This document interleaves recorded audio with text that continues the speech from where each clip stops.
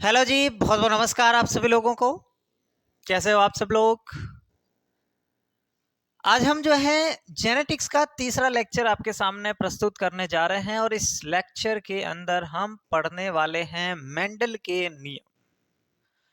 Mendel की वंशागति के नियम हम पढ़ने वाले हैं। इससे पहले जेनेटिक्स के 2 लेक्चर हम ले चुके हैं जिसके अंदर हमने काफ़ी चीज़ें कवर की थी। अगर आपने वो लेक्चर नहीं देखे हैं तो मैं आपको कहूंगा कि पहले आप वो देखें, उसके बाद इस लेक्चर पर आए। ठीक है, तो ये जो है इसमें हम मेंडल के जो नियम हैं 3 नियम हम पढ़ने वाले हैं बहुत अच्छे तरीके से। कोई डाउट आपका इसके बाद नहीं बचने वाला। तो आप जो है वादा करेंगे मुझसे कि आप तब तक टिके रहेंगे जब तक मैं पढ़ा रहा हूं। बताओ, लास्ट तक बना रहोगे कि नहीं? क्योंकि अगर आप बीच में छोड़ के जाएंगे तो फिर उसका कोई औचित्य नहीं है। आप अभी से छोड़ दीजिए, वो बेहतर होगा। देखना है पूरा देखिए, समझ में आएगा, काम आएगा, जिंदगी भर काम आएगा। ऐसे थोड़ी है 1-2 दिन के लिए, बहुत जगह काम आएगा। ठीक है, तो स्टार्ट करेंगे बिना टाइम वेस्ट किए। कोई बच्चा अगर नया है तो एक बार चैनल को सब्सक्राइब कर दो और अन्य लोगों के साथ में इसको शेयर कर दो ताकि हर एक बच्चा बायोलॉजी का फ्री हिंदी मीडियम में कोर्स पढ़ सके। इतना सा काम आप करेंगे, बाकी तो मैं स्टार्ट करता हूं। आज हम जो चीज पढ़ने वाले हैं वो हैं मेंडल के नियम। हम क्या पढ़ने वाले हैं? मेंडल के नियम, ये हमारा टॉपिक रहने वाला है। मेंडल के कितने नियम हैं? 3 नियम है। पहले उनके नाम लिखते हैं फिर हम स्टार्ट करेंगे। 3 नियम है मेंडल के। पहला जो नियम है उसे कहेंगे प्रभाविता का नियम। पहला जो नियम है उसे क्या बोलेंगे? प्रभाविता का नियम। दूसरा नियम जो है वो है पृथक्करण का नियम। पृथक्करण का नियम, इसका एक और नाम है। पृथक्करण के नियम को ही हम कहते हैं युग्मकों की, युग्म क्या होते हैं? गैमेट्स। युग्मकों की शुद्धता का नियम। शुद्धता का नियम। और तीसरा जो नियम है वो है स्वतंत्र अपव्यूहन का नियम।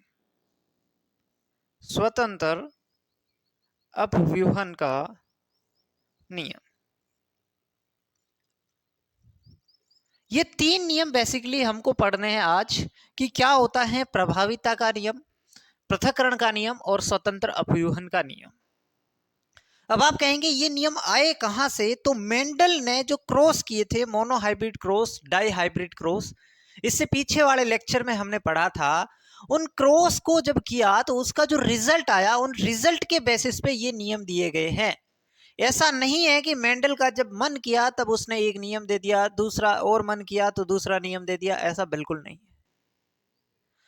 हुआ क्या था कि जिस समय क्रॉस मेंडल ने करवाए मटर के पौधों में, आपने देखा होगा, उस समय उसको कुछ रिजल्ट मिले, कुछ बातें उसको पता चली और उन बातों को ही हम नियम कहते हैं, जिसको अब हम नियम के रूप में पढ़ने वाले हैं। उन बातों को क्या कहेंगे? नियम कहेंगे। इधर वाला आपको सही नहीं दिख रहा है क्या? लाइट पड़ रही होगी आपको ज्यादा। 1 मिनट में इसको सही। अब ठीक दिख रहा होगा? अब ठीक दिख रहा है ना? चलो, हाँ। तो हम क्या बात कर रहे थे कि ये नियम आए कहां से? तो मेंडल ने जो मोनोहाइब्रिड क्रॉस, एक संकर संकरण और द्विसंकर संकरण करवाया, उसमें उनको कुछ बातें पता चली और उन बातों को ही हम नियम के रूप में पढ़ते हैं। समझ में आ गया? चलो, ये बातें समझ में आ गई। 3 नियम कौन से हैं आपको पता चल गया। अब जिसमें से ये जो पहले 2 नियम हैं, ये वाला और ये वाला, ये एक संकर संकरण पर आधारित है। एक संकर संकरण यानी मोनोहाइब्रिड क्रॉस पे आधारित है। इसका क्या मतलब हुआ? इसका मतलब ये हुआ कि ये बातें उनको एक संकर संकरण करने से पता चली, मोनोहाइब्रिड क्रॉस से पता चली। तो ये आपको पता होना चाहिए, ये बातें, ये जो नियम है ये मोनोहाइब्रिड क्रॉस पर आधारित है। किस पर आधारित है? मोनोहाइब्रिड क्रॉस पर आधारित है। जबकि ये जो नियम है ये डाई हाइब्रिड क्रॉस पर आधारित है, डाई हाइब्रिड क्रॉस पर आधारित है। पता चल गया, पहले दो नियम प्रभाविता का नियम और पृथक्करण का नियम, ये प्रथम एक संकर संकरण पर आधारित है, जबकि स्वतंत्र अपव्यूहन का नियम डाई हाइब्रिड क्रॉस पर आधारित है। It's clear.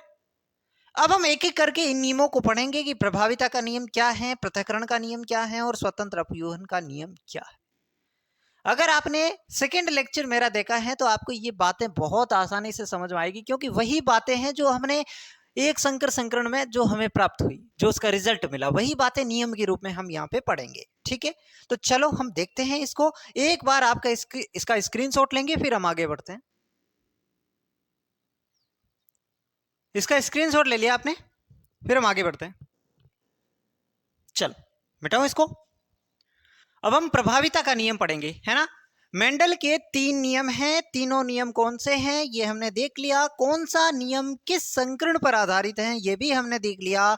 नियम आए कहां से ये भी हमने देख लिया। अब हम नियम को शुरू करते हैं, और सबसे पहला जो हमारा नियम है वो है प्रभाविता का नियम। प्रभाविता का नियम, प्रभाविता का नियम। प्रभाविता का नियम क्या कहता है, ये तो हमने देख ही लिया कि ये जो है ये एक संकर्ण संकरण पर आधारित है।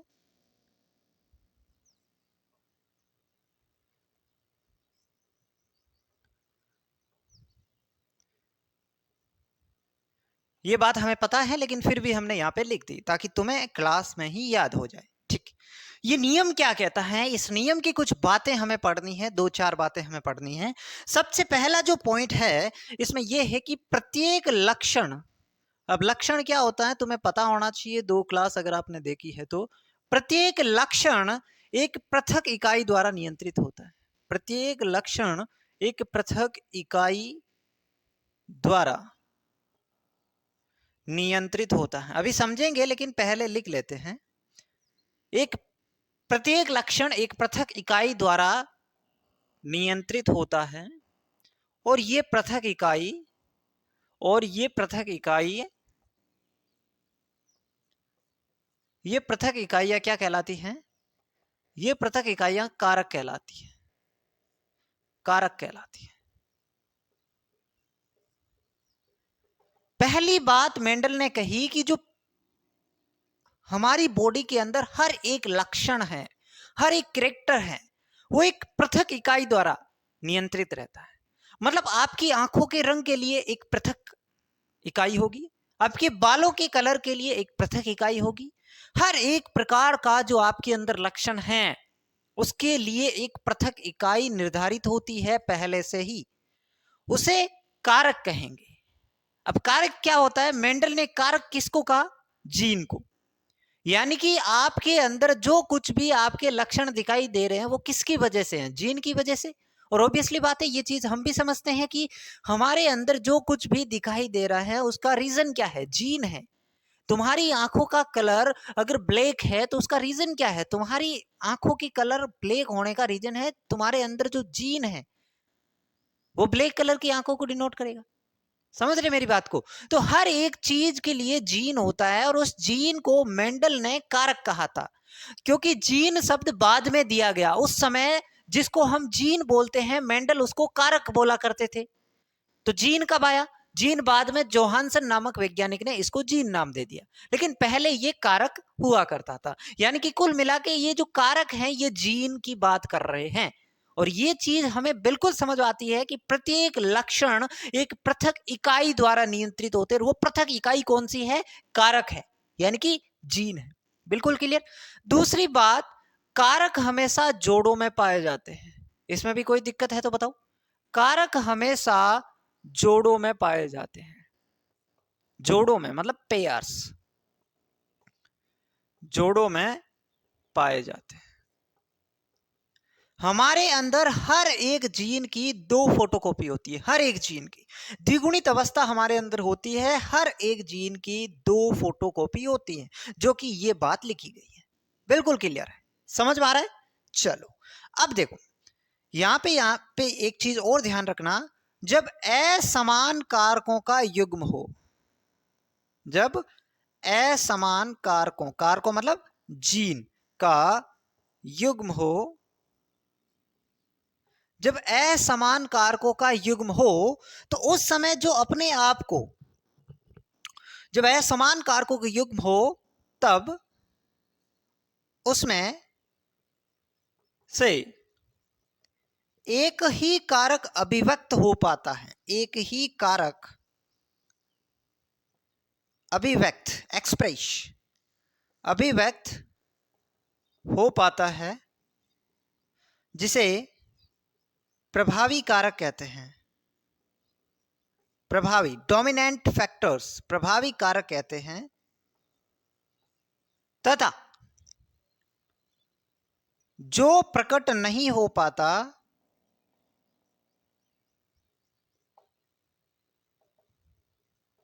वह अप्रभावी कारक होता है, वह अप्रभावी कारक होता है।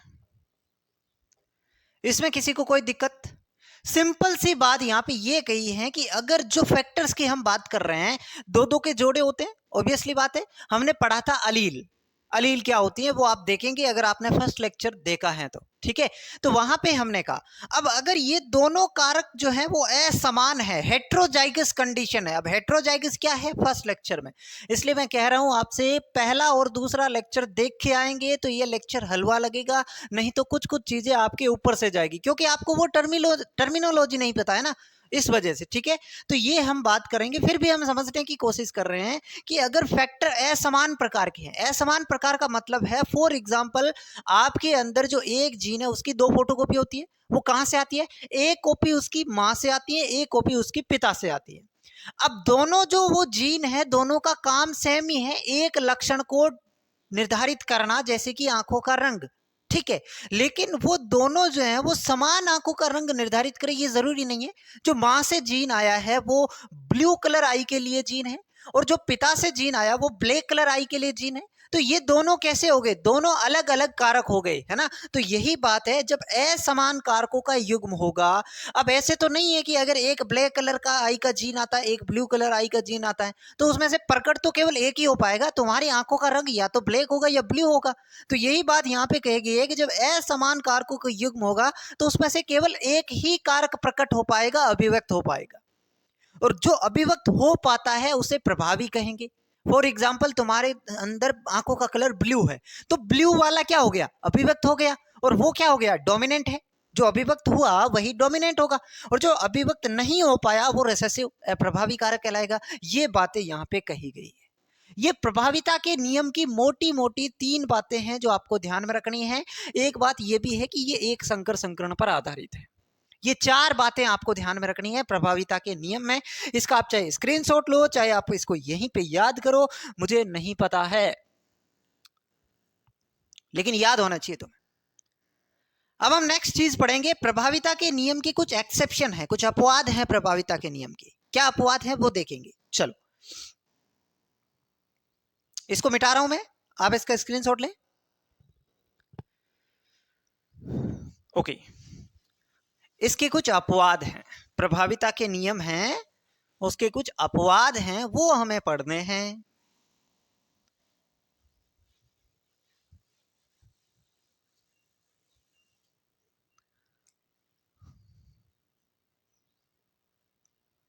अपवाद, एक्सेप्शन, किसके एक्सेप्शन है? प्रभाविता के नियम की। पहला जो इसका अपवाद है वो क्या है? अपूर्ण प्रभाविता। पहला जो इसका अपवाद है वो क्या है? अपूर्ण प्रभाविता। अपूर्ण प्रभाविता, ये क्या होता है? इंग्लिश में इसको कहेंगे इनकम्प्लीट डोमिनेंस, इनकम्प्लीट डोमिनेंस, अपूर्ण प्रभाविता। क्या होती है अपूर्ण प्रभाविता? अपूर्ण प्रभाविता क्या होती है इसको पहले लिखेंगे फिर अच्छे से समझ में आएगा। इसमें बढ़िया से इसको लिखेंगे फिर इसको समझेंगे। इसमें क्या होता है? इसमें डोमिनेंट अलील। अब डोमिनेंट क्या होता है? प्रभावी। डोमिनेंट अलील, अलील क्या होता है? युग्म विकल्पी। ठीक है, चलो इसमें डोमिनेंट अलील रिसेसिव अलील पर पूर्ण रूप से प्रभावी नहीं हो पाती। इसलिए F1PD में प्राप्त होने वाली संततियां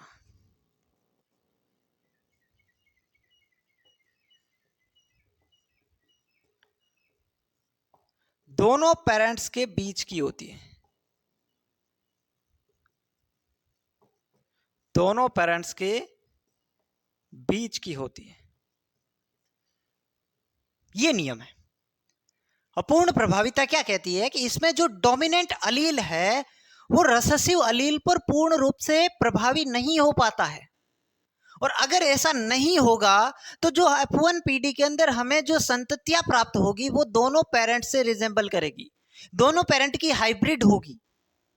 आपने अगर मोनो हाइब्रिड क्रॉस पढ़ा है तो उसमें आपने देखा कि आपने शुद्ध लंबे पौधे और शुद्ध बोने पौधे का संकरण करवाया। एक ही लक्षण हमने स्टेम हाइट लिया था और स्टेम हाइट के दो ट्रेड थे, एक लंबा और एक बोना। दोनों का जब क्रॉस करवाया, अब दोनों असमान कारक हैं क्योंकि एक लंबा है एक बोना है। दोनों अगर असमान है तो उसमें से एक कारक जो प्रभावी होगा, जो प्रभाविता के नियम में हमने पढ़ा कि जब दो असमान कारक होंगे तो उसमें जो कारक प्रकट हो पाता है उसे प्रभावी कहेंगे, और जो प्रकट नहीं हो पाता वो अप्रभावी कहलाएगा। और उसमें से केवल एक ही प्रकट हो पाएगा, या तो लंबे वाला या बोने वाला, जो भी डोमिनेंट है वो प्रकट हो जाएगा। लेकिन यहां पे क्या हो गया, यहां पे उल्टा हो गया।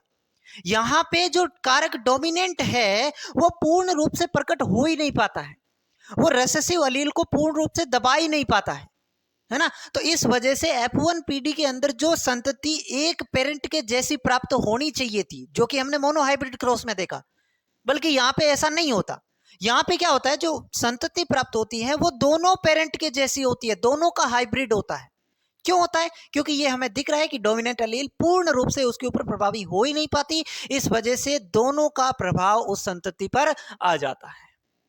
ये उस प्रभाविता का नियम का एक्सेप्शन है। आई होप आपको समझ में आया होगा, नहीं आया है तो इसको एक बार फिर से इसको जो है रिवर्स करके आप देखेंगे, समझ में आ गया। चलो अब इसका एग्जाम्पल बताएं कैसे हुआ, देखो मैं समझाता हूं इसको।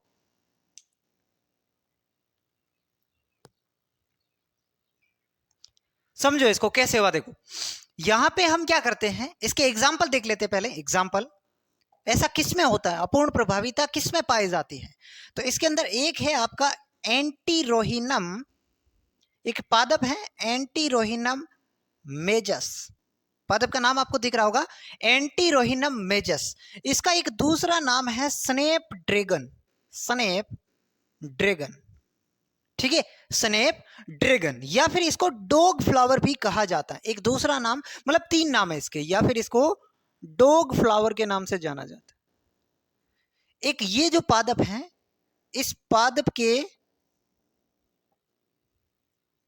पुष्पों के रंग में ये पाई जाती है। एक एग्जाम्पल तो ये हो गया इसका। दूसरा इसका एग्जाम्पल एक ये है, एक और पादप है मिराबिलिस जलापा, मिराबिलिस जलापा, मिराबिलिस जलापा। इसका दूसरा नाम है गुल इबीन्स, गुल इबेंस, या इसका एक और नाम है फोरोक्लोक प्लांट। देखो नाम याद रखने पड़ेंगे, कोई भी नाम पूछा जा सकता है। इन पादपों के पुष्पों का रंग,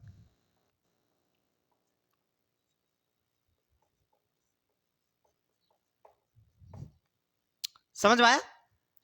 इसके एग्जाम्पल है ये कि अपूर्ण प्रभाविता पाई किसमें जाती है, तो अपूर्ण प्रभाविता एक पादप है एंटीरोहिनम मेजस और दूसरा पादप है मिराबिलिस जलापा।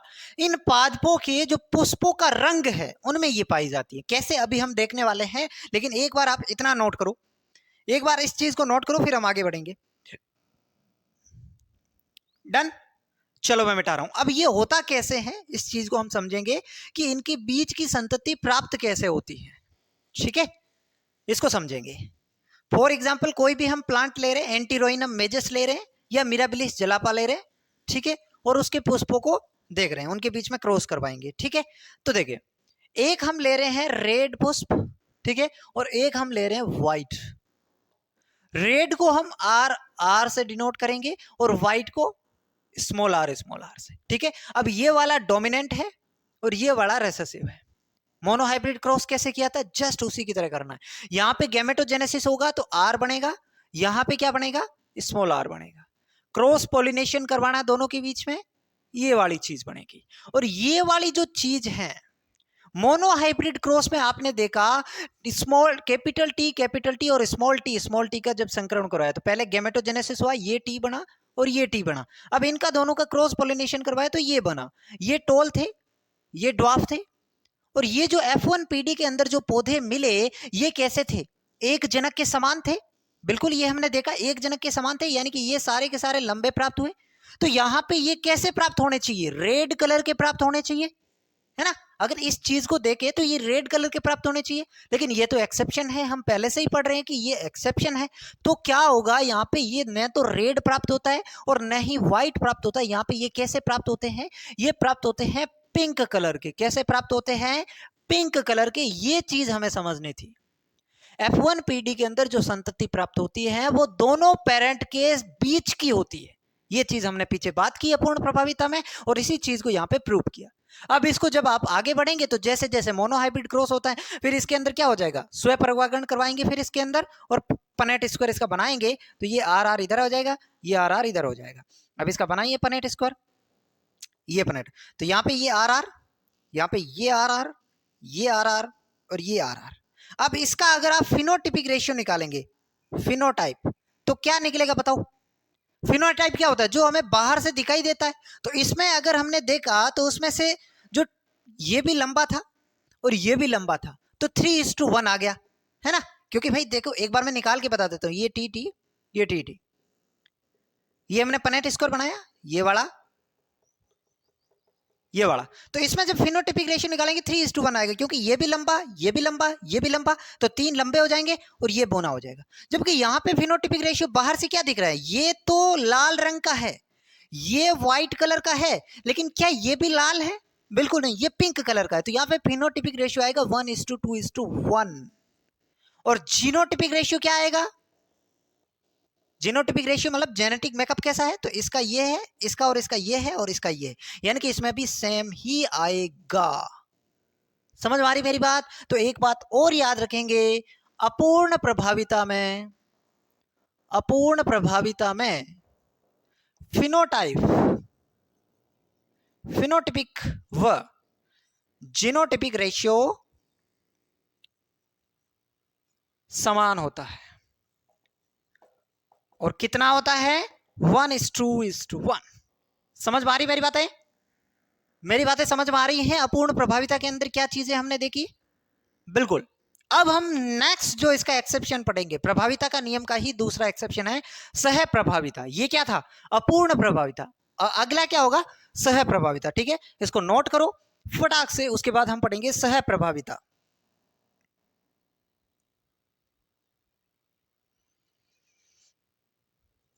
चलो मिटाना। सप्रभाविता क्या होती है, यह भी प्रभाविता के नियम की एक्सेप्शन है। दूसरा एक्सेप्शन है, पहला एक्सेप्शन अपूर्ण प्रभाविता, दूसरा सह प्रभाविता। सप्रभाविता, कोडोमिनेंस इसको कहेंगे, कोडोमिनेंस।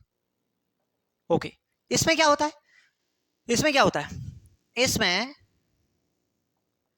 दोनों अलील एक दूसरे पर समान रूप से प्रभावी होती है, समान रूप से प्रभावी होती है। इसलिए F1 पीडी में प्राप्त संतति दोनों पेरेंट्स के बीच की होती है। क्या डिफरेंस है इनकम्प्लीट और कोडोमिनेंस में, इनकम्प्लीट डोमिनेंस और को डोमिनेंस में क्या डिफरेंस है आपको नजर आया? इनकम्प्लीट डोमिनेंस में क्या था, जो डोमिनेंट अलील है वो पूर्ण रूप से उसके ऊपर प्रभावी नहीं हो पा रही थी, जबकि सह प्रभाविता में दोनों अलील समान रूप से एक दूसरे के ऊपर डोमिनेंट है, समान रूप से एक दूसरे के, एक अलील जितनी उसके ऊपर प्रभावी है दूसरी अलील भी उस दूसरे के ऊपर उतनी ही प्रभावी है ना। दोनों अलील एक दूसरे के ऊपर समान रूप से प्रभावी है। तो अब डोमिनेंट कौन हुआ ये तो पता ही नहीं चला, है ना, कौन सा डोमिनेंट है इसका तो पता ही नहीं चल पा रहा है भाई। ये अलील जितनी इसके ऊपर प्रभावी है उतनी ही ये अलील इसके ऊपर प्रभावी है, तो ये तो झगड़ा हो गया ना। तो अब जो संतति प्राप्त होगी उसमें भी फिर वही होगा, दोनों पेरेंट के जैसी ही प्राप्त होगी, ठीक है। तो ये भी इसका एक्सेप्शन माना जाता है, ठीक है। इसके एग्जाम्पल बताएं मुझे, इसके एग्जाम्पल बताएं। एबीओ ब्लड ग्रुप सिस्टम, याद रखना एग्जाम्पल आते हैं एबीओ ब्लड ग्रुप सिस्टम। और क्या है, सिकल सेल एनीमिया में, सिकल सेल एनीमिया में हेट्रोजाइगस कंडीशन, हेट्रोजाइगस कंडीशन। और क्या हो सकता है, पालतू जानवरों में त्वचा का रंग। दो एग्जाम्पल उसमें आपको याद रखने थे, एंटीरोइनम मेजस, मिराबिलिस जलापा। इसके अंदर तीन एग्जाम्पल आपको याद रखने हैं, ABO blood group system, sickle cell anaemia एक डिजीज होती है उसमें जो हेट्रोजाइगस कंडीशन वो, और पालतू जानवरों में त्वचा का रंग, ये तीन एग्जाम्पल है इसके। कंडीशन वही बनेगी, इसके अंदर भी जो जीनोटाइप और फिनोटाइप हैं, जीनोटाइप व फिनोटाइप समान रहेंगे और उनका मान कितना रहेगा, 1:2:1। ध्यान से समझ लो इन चीजों को, बहुत काम आने वाली है। और ये तो आसान भी है, अगर आपने अपूर्ण प्रभाविता समझ ली तो ये तो आसान ही है, ठीक है। कोई दिक्कत, कोई दिक्कत है तो बताइए मुझे, दिख रहा होगा आपको आराम से।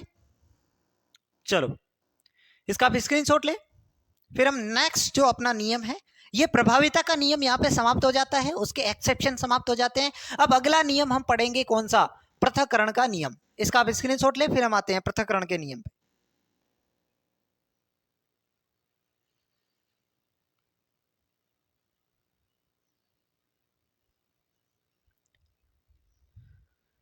चलो अब हमारा जो नियम है वो है पृथक्करण का नियम। अब हमारा नियम है पृथक्करण का नियम।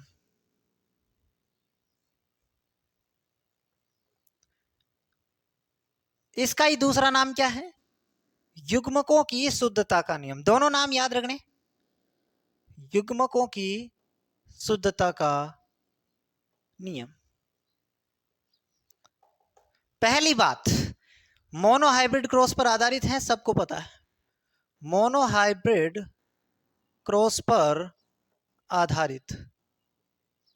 यह चीज तुम्हें पता है कि प्रभाविता का नियम और पृथक्करण का नियम मोनोहाइब्रिड क्रॉस पर आधारित। अब ये नियम कहता क्या है, ये चीज हमें समझनी है। पृथक्करण का नियम क्या कहता है, ये चीज हमें समझनी है। इस नियम के अनुसार,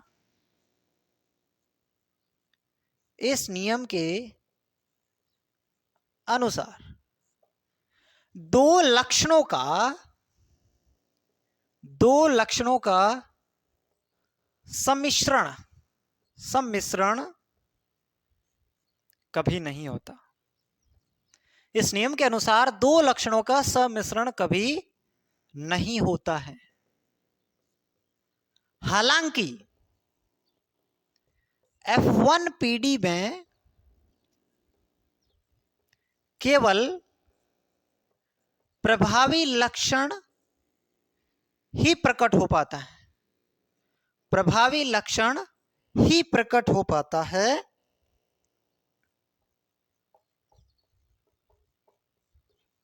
लेकिन F2PD में दोनों लक्षण पृथक पृथक हो जाते हैं, पृथक पृथक हो जाते हैं। ये बात कोई नई बात नहीं है, अगर जिसने मोनोहाइब्रिड क्रॉस पढ़ा है तो उसके लिए ये एकदम पुरानी बात है, एकदम पुरानी। अब जिसने मोनोहाइब्रिड क्रॉस पढ़ा ही नहीं उसके लिए एकदम नहीं है।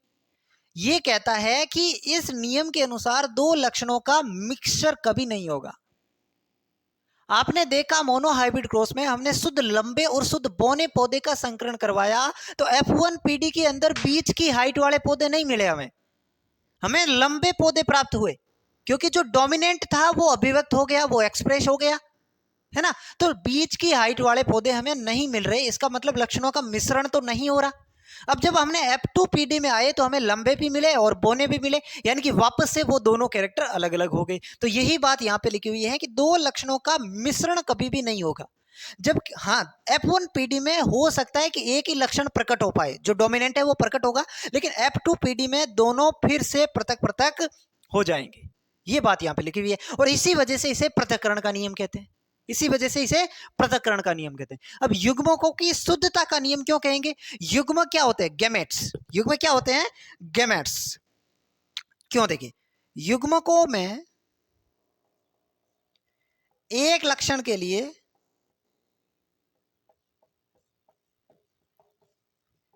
केवल एक ही कारक प्रवेश करता है, केवल एक ही कारक प्रवेश करता है।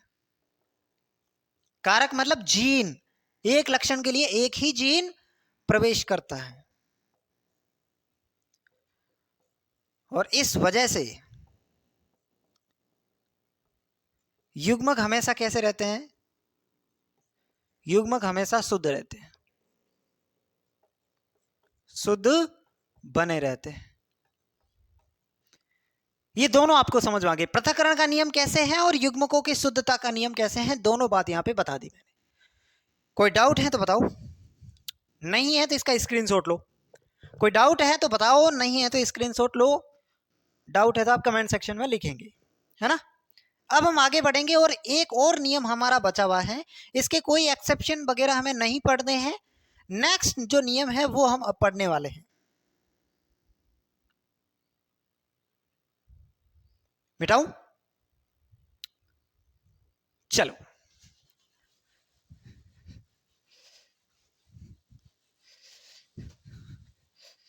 नेक्स्ट हमारा जो नियम है वो है स्वतंत्र अपव्यूहन का नियम। तीसरा नियम, स्वतंत्र अपव्यूहन का नियम। तीसरा नियम हमारा क्या है? स्वतंत्र अपव्यूहन का नियम है। क्या होता है ये नियम बताइए? सबसे पहले तो द्विसंकर संकरण पर आधारित है, यह द्विसंकर संकरण पर आधारित है। बाकी जो दोनों नियम हमने पढ़े थे वो किस पे आधारित थे? एक संकर संकरण पर, जबकि ये तीसरा नियम द्विसंकर संकरण पर आधारित है। ये नियम क्या कहता है? ध्यान से सुनो। स्वतंत्र अपव्यूहन का नियम क्या कहता है, इसको आप ध्यान से सुनेंगे। इस नियम के अनुसार, इस नियम के अनुसार एक संकरण के दौरान, एक संकरण के दौरान अगर दो जोड़ी विशेषक को सम्मिलित किया जाता है, दो जोड़ी विशेषक, दो जोड़ी विशेषक का मतलब दो लक्षणों को सम्मिश्रण, दो लक्षणों को जो है सम्मिलित कर रहे हैं। दो लक्षण, सीड शेप और सीड कलर, डाइहाइब्रिड क्रॉस पड़ा होगा। दो लक्षण, और एक लक्षण के कितने ट्रेट होते हैं? दो ट्रेट, तो दो जोड़ी ट्रेट हो गए ना, ठीक है। तो एक संकरण के दौरान अगर दो जोड़ी विशेषक सम्मिलित किया जाए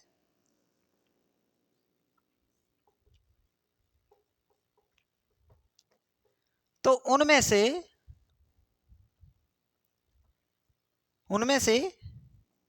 एक जोड़ी विशेषक का पृथक्करण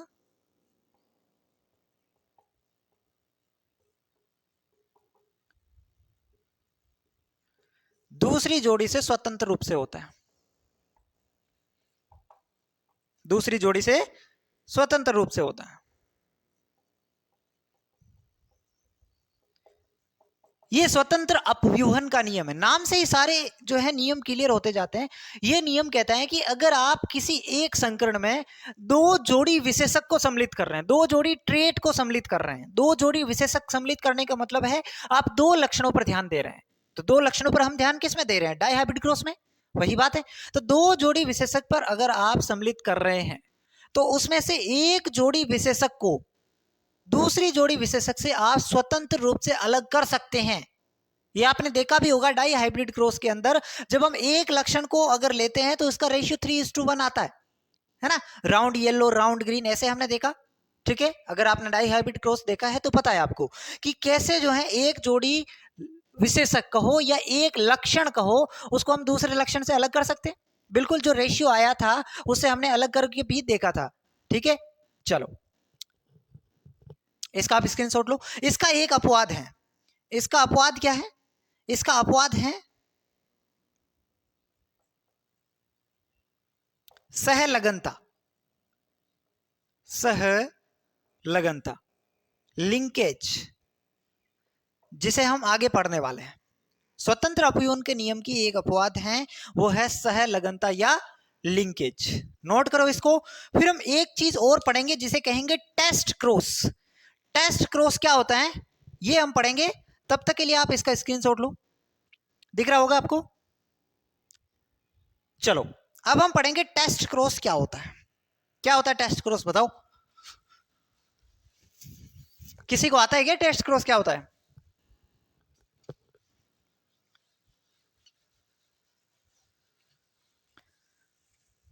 कोई नहीं, नहीं आता तो हम बताएंगे आपको। हमारा जो हेडिंग रहने वाला है वो है टेस्ट क्रॉस। देखो दो प्रकार की चीजें होती है, आपने पढ़ा होगा। ये कैपिटल टी, ये स्मॉल टी। इसमें से गैमेट बने टी और टी, ठीक है। फिर यहाँ पे जो है हमें क्या प्राप्त हुआ, F1PD में ये संतति प्राप्त हुई, है ना। ऐसा ही तो होता है। तो ये एक क्रॉस है, मान लो कोई भी, ठीक है। तो अब जो है क्रॉस जो है ये टेस्ट क्रॉस किसका प्रकार है? बैक क्रॉस का। किसका प्रकार है? बैक क्रॉस का। बैक मतलब पीछे, बैक का मतलब क्या होता है? पीछे। अब ये जो F1PD में हमें जो संतति मिली है या F2PD की भी हो सकती है, उसका अगर हम पीछे वापस संकरण करवा दें, पीछे वापस संकरण करवा दे तो इसे कहेंगे बैक क्रॉस। पीछे वापस संकरण करवा दे तो इसे कहेंगे हम बैक क्रॉस। अब ये बैक क्रॉस दो प्रकार के होते हैं, एक होता है आउट क्रॉस, एक होता है आउट क्रॉस और एक होता है टेस्ट क्रॉस। यानी कि टेस्ट क्रॉस किसका प्रकार है? बैक क्रॉस का प्रकार है। और बैक क्रॉस क्या होता है? F1PD या F2PD की जो संतति हमें मिलती है उसका अगर हम वापस पीछे उसके पेरेंट के साथ में क्रॉस करवा दे, ये इसके पेरेंट है, इसी से तो ये संतति मिली है, तो इसका बैक क्रॉस अगर करवाते, मान लो इसका क्रॉस अगर आपने इसके साथ में करवाया तो ये कौन सी पेरेंट है? रेसेसिव पेरेंट है। रेसेसिव पेरेंट के साथ में अगर करवाते हैं तब इसे बोलते हैं टेस्ट क्रॉस। और अगर आप इसका डोमिनेंट के साथ में करवाते हैं तो इसे बोलते हैं आउट क्रॉस। इसे क्या बोलते हैं? Out cross. पहले ये बताओ ये कॉन्सेप्ट क्लियर हुआ कि नहीं हुआ भाई? जो बे क्रॉस होता है, बे क्रॉस का मतलब है पेरेंट के साथ वापस पुनः क्रॉस करवाना। अब बे क्रॉस दो प्रकार का है। अगर उस संतति का क्रॉस अगर आप रेसेसिव पेरेंट के साथ में करवाते हो तो वो हो जाएगा टेस्ट क्रॉस, और अगर डोमिनेंट पेरेंट के साथ में करवा रहे हैं तो वो हो जाएगा आउट क्रॉस। दोनों ही बैक क्रॉस के प्रकार है, लेकिन हमें पढ़ना क्या है? Test cross. हमें क्या पढ़ना है? Test cross. तो इसका आप स्क्रीनशॉट लो, फिर हम टेस्ट क्रॉस के बारे में थोड़ा सा जानते हैं। चलो समझ तो आ ही गया होगा आपको। एक अज्ञात प्रभावी पादप, अज्ञात प्रभावी पादप का जीन प्ररूप ज्ञात करने के लिए, का जीन प्ररूप ज्ञात करने हेतु इनका इसका क्रॉस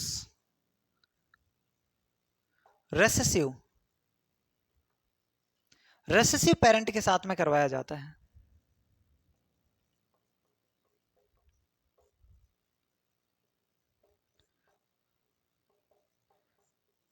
ये हो गया टेस्ट क्रॉस, है ना। ये जो अज्ञात प्रभावी पादप है, जो संतति पादप है, वो F1 या F2PD का हो सकता है, ठीक है। ये भी बात मैं लिख देता हूं, अज्ञात प्रभावी पादप F1 या F2PD का हो सकता है।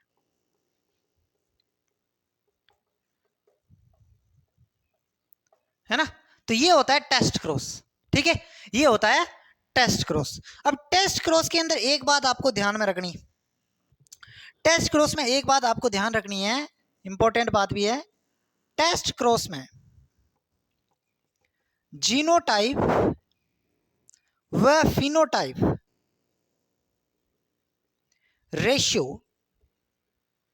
रेशियो समान रहता है, समान रहता है। जैसा कि आपने देखा इनकम्प्लीट डोमिनेंस और को डोमिनेंस, उसके अंदर भी क्या रहता था, जीनोटिपिक रेशियो और फिनोटिपिक रेशियो समान रहता था, और मान कितना था 1:2:1। यहां पे ये मान नहीं होगा, ध्यान में रखना। कुछ बच्चे कंफ्यूज हो जाते हैं कि यहां पे भी अगर रेशियो समान है तो मान वही होगा जो इनकम्प्लीट और कोडोमिनेंस में था, ऐसा नहीं है।